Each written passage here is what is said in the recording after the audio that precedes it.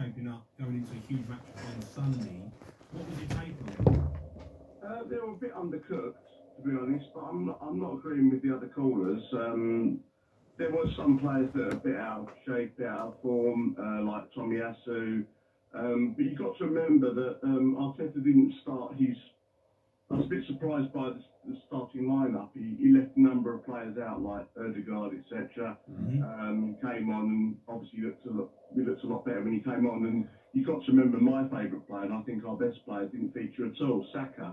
Yeah. So we are a different team. You know, we're going to miss a player like that if he's not playing. And I dare say he'll be playing on Sunday. But regarding Gabriel Jesus not being fit, I mean, last season we didn't struggle for goals when we missed him. Obviously, we'd rather have him. But when we struggled last season, it's when Saliba got that injury. Yeah. I think we're going to be all right. It's my dream that we do well in the Champions League. It's at Wembley, so. If you want to do well in the Champions League, Gordon, you cannot rely on Nketiah. And Havertz. Arteta hasn't brought him in really to play as the number 9. He was no good at Chelsea being a number 9. So we're just looking at it going, surely you need a striker. I think we possibly do, but about that guy saying that also we possibly need another striker, but like a real out-and-out goal scorer. But we do share last season we certainly shared the goals out. It was conceding too many at the latter end of the season, after Saliba got that injury. I think regarding the goalkeeper, I think David Raya is no disrespect. I do like Ramsdale, but he does make mistakes. And there was a save in the second half. My mate and me, we both said at the same time, it's synchronised. He said, "Why didn't he catch it?" And he pushed it out, and it's that sort of thing. Don't get me wrong, he's got a number of mistakes. So he's a fan favourite. God, do you think Raya, if he gets over the line, do you think he's coming in to take Ramsdale's spot? Yeah, he's an upgrade. I saw a lot of Brentford on the box last season and live, and I'm really impressed. If you looked at the stats as well, he's second for crosses, first for saves, his long passes first. A lot of his stats were unbelievable. So I do think that would be a great signing. It'll be competition. Arteta's got competition in virtually every position across the pitch. So I'm optimistic. Sorry for cutting in, Gord. But do you think if he does that, if he brings Raya in and he puts Ramsdale to the bench, Ramsdale seems a popular member of the camp. Do you think that starts to alienate a few players and think, well, Ramsdale done well. He only conceded 43, 42 goals last season, one of the better defences in the league as well. Do you think that start alienating a few players?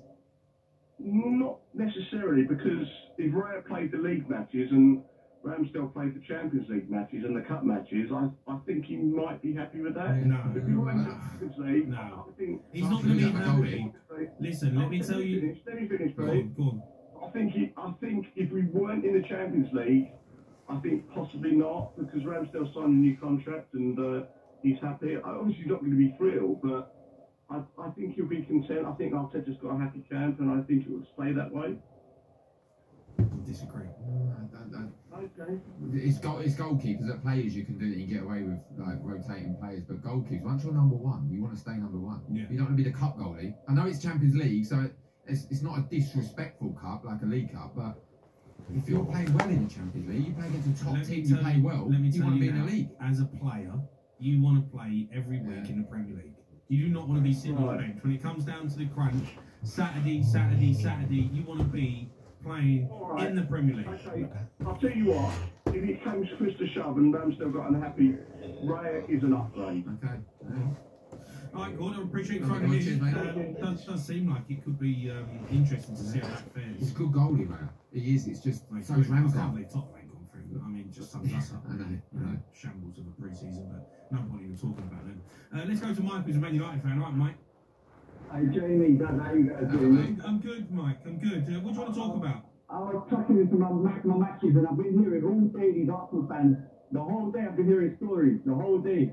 One game, and they're falling apart. The accountants out there counting everyone else's pennies and who spent what. All of a sudden, They ain't got a striker now. It's problems. They don't know if they're staying, they're coming, they're going, they make it top 4. Honestly, what's the odds on Arteta getting sacked by the end of the season? Chris was in there. It's Postman Pat Mikel Arteta. Michael T, 3-star season. Like and subscribe on the YouTube channel. Postman Pat settings. Mikel Arteta. Spanish Brendan Rodgers. Cheap version. Shoe whirl. Spit and polish. Spit and polish. You spent this, you spent that. And what, we're in the same place. We made top 4 at the same time. They didn't win the league. All he's got is the FA Cup to his name. Now he's gone and spent 100 million. He's gone and bought 2 backup strikers. In Jesus off of Man City, he's got Nketiah that, you know, God knows how many goals he's going to score in the whole season if he gets the charge. You've got Balogun, they ain't got a striker.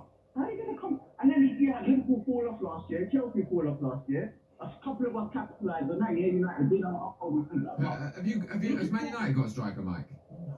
Hey, listen, I'll be honest, we've got Hoyland. Have you watched Hoyland play? I think I've watched him at Atlanta. He's promising. He's not prolific though.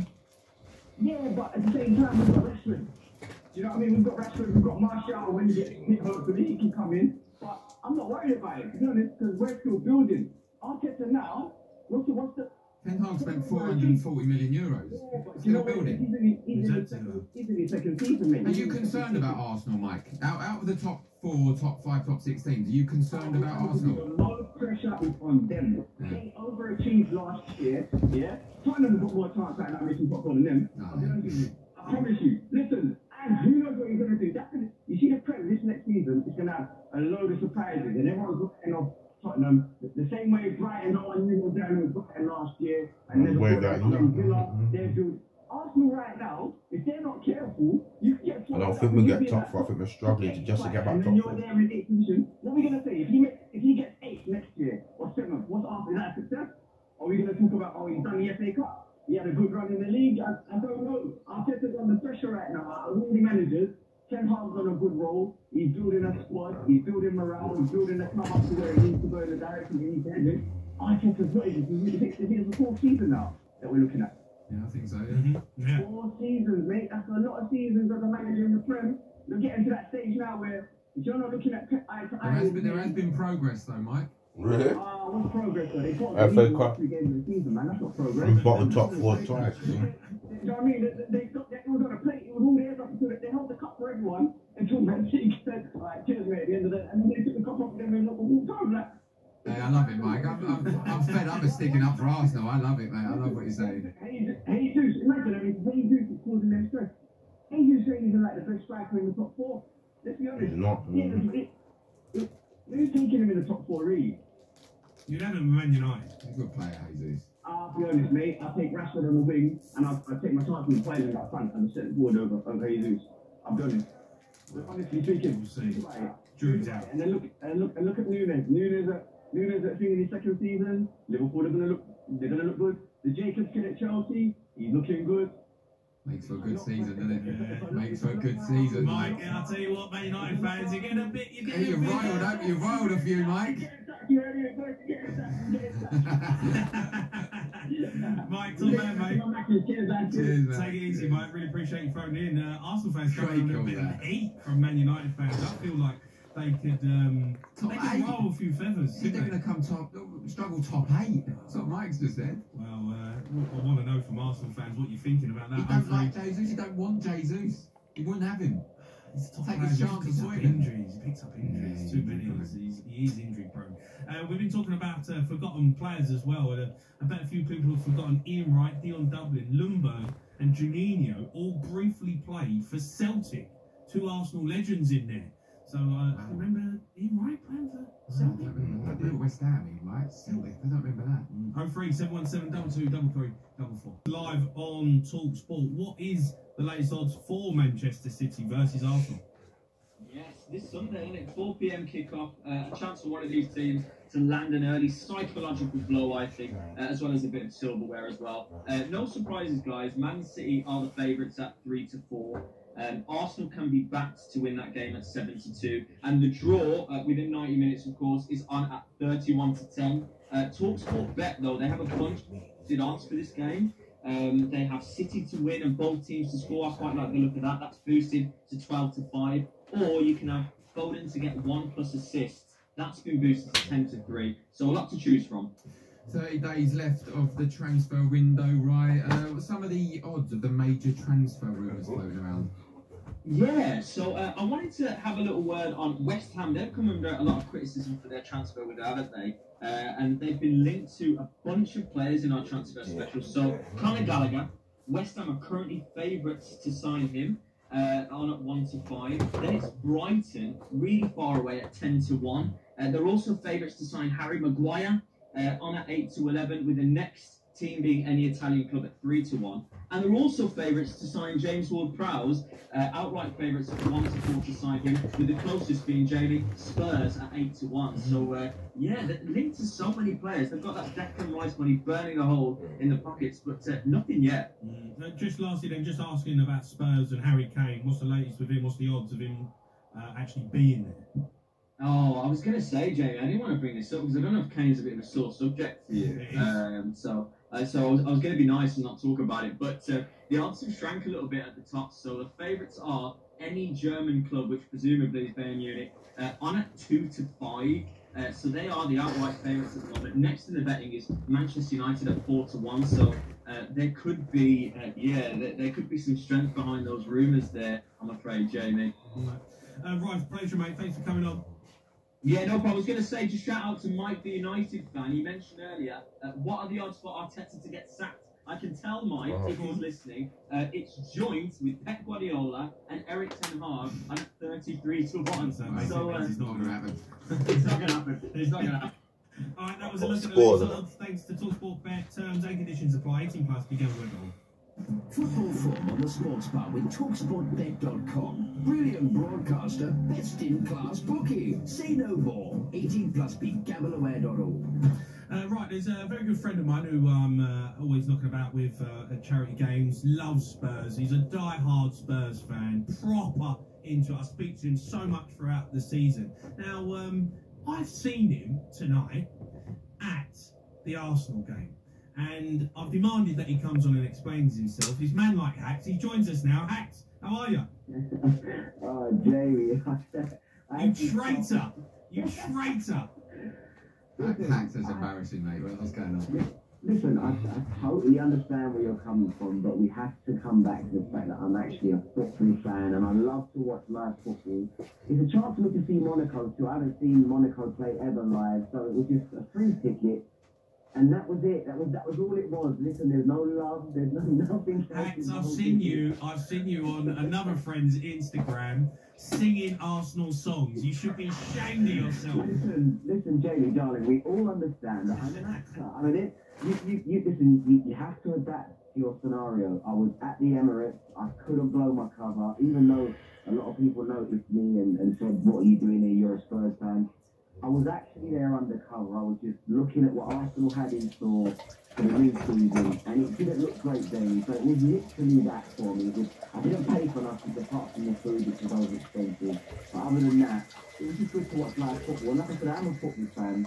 And I do appreciate a lot of the Arsenal footballers. They've got some great players, you know. I do like watching the likes of the Odegaards, and I mean, I wanted to see Declan Rice in the and see how he's fitting in. And, you know, it was still a good day. And, you know what I'm like. I'm a comedian, I'm an actor, and it was just good to. I just like having fun and just, you know, giving the guys a gig. So that was all it was. Hax, obviously, you know your stuff. You know, you're a good footballer yourself. I play with you, and you know, I genuinely, you do love your football. What did you make of Arsenal? Declan Rice's performance. Should Manchester City be worried, or? Nah, to be honest, I mean, listen, you can't base it off of a friendly. I get that, but at the same time, football's football. When we play friendly, we take it serious. You know, this is Arsenal Football Club we're talking about. It's Declan Rice. He wants to obviously impress. It's the first time, I think, if I'm not wrong, that he's played at the Emirates in front of the Arsenal supporters. To me, listen, he is a great footballer. He's a great player, unbelievable on the ball and everything else. But I felt like today was out of his depth. I felt like in the Arsenal squad, I felt like when Odegaard came on, the game changed completely. I mean, Trossard, you know, as much as I'm a Spurs supporter, he is a great player, and it changed so much when they came on, and you could see that Declan wasn't as quick as what they are. This is just my opinion. Obviously, I'm entitled to it, but 105 million, I think it was, that they gave for him. Listen, Man City, for me personally, had nothing to worry about. They were quite poor today, defensively as well. They were really poor. Monaco had them on the back foot, and I think they played better than Arsenal did, to be honest with you. And you know, the crowd did seem frustrated. It was quite nice for me because I sat there quietly. I didn't enjoy the constant chants about Spurs and, you know, how much they hate us and stuff. I don't get it, but obviously, it's a brainwashed character. Yeah, it's right. I mean, rivalry in a sense of them moving to where we are. It doesn't make sense to me, but at the same time, I saw nothing, to be honest. I mean, the players that they've had from last season were great. Havertz, nothing really there for me. Timber looked quite good, to be fair. He looked quite assertive and he looked quite strong. But nah, Man City has nothing to worry about, I'll be honest with you. I really don't think they do. You're obviously a Spurs supporter. We've said that Harry Kane is the big story. What did the gaffer say to Kane? Leaving to go to Germany, where they don't even really care about you, mate. We love you here at Spurs. The fans love you. Listen, you're part of the brand. Stay here. You're going to get the Premier League top scorer boot, mate. You're going to beat the likes of Andy Shield, Wayne Rooney. You're going to be the top man here at Spurs. We're going to build you a statue, mate. It might not look the same as you, but we're going to get you a nice statue outside the Spurs ground. Stay here, be a legend. Listen, you've got enough money in the bank, mate. Keep the cash. Yeah, I'll get you. Daniel Levy will sort you something out. I know he's tight. He'll sort you something out. Stay here, be a legend, and that's it. There's no point in moving on. Listen, you're 32 years of age, mate. A couple of years' time, you're going to have a load of grandchildren. You're going to live here in England, and you're going to be happy, and that's it. Don't go to Germany. There's nothing there for you, right? There's nothing there apart from Mercedes and BMW. Stay here in England. We love you. That's it, Put your arm around Kane and say, listen, we love you. Stay here, and that is it, mate. Because listen, honestly, I can't see there being any point of Kane leaving Spurs. I get it, trophies, and I hear this all the time. Yeah, he's not won anything. But listen, a lot of people in the Premier League can't turn around and say that they scored this many goals in the Prem. Stay here, be a legend at Spurs. You're going to go to Germany. Listen, Bayern Munich will win the league regardless of whether Kane goes there anyway. So just stay in England. Yeah, the weather's not great, I get it, but the weather's not that great in Germany anyway. So stay here and just be the biggest legend at Tottenham. And listen, we love Kane, and he's a fantastic footballer. He's literally, for me, as a football player and everything that he does, kids should worship him, and kids should grow up to want to be like Harry Kane, because I've never seen one bad tabloid crap in my life.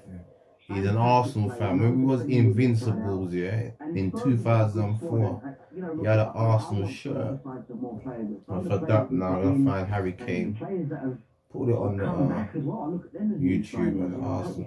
I hope we can keep them. I really do. I think if Ange Postecoglou can get it right and put his arm around some of these players, I mean, even Destiny Udogie, Pedro Porro, I'm a massive fan of, and like Endon Belly coming back, Giovanni Lo Celso, I love Lo Celso. I think he's an amazing footballer. We just need to, again, put our arm around him and tell him that, you are talented, and get them training properly. It's sad because these guys are top pros. They should know what to do themselves when they're on the pitch. We shouldn't have to tell them what to do, but, let's see. Well, I'm excited. Look, Hats, I've got to go because I've got a break, but I still think you're a disgrace.